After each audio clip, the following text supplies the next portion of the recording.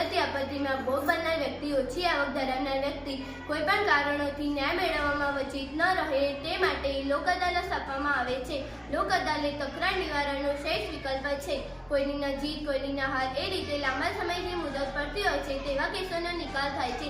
તેમાં કેસ મૂકવા માટે પક્ષકારોને કોઈપણ જાતનો ખર્ચ રહેતો નથી. તેમાં બંને પક્ષો સંમત હોય તેમને લોક અદાલત બોલાવવામાં આવે છે. વારંવાર મુદતે ધક્કા ખાનાર પક્ષકારોને પડતી મુશ્કેલી અને સાક્ષીમાંથી તેમને લોક અદાલત મુક્ત કરે છે. લોક અદાલતનો હુકમ અંતિમ રહે છે. લોક અદાલતમાંથી વિવાદનો અંત આવે છે. નાણાં અને સમયનો બચાવ થાય છે. ગુજરાત કાનૂન સેવા સત્તામંડળ, ગુજરાત હાઈકોર્ટ, ગુજરાત અમદાવાદ દ્વારા ગુજરાત રાજ્યના જિલ્લાઓમાં કાયમી લોક અદાલત સ્થાપવામાં આવી છે.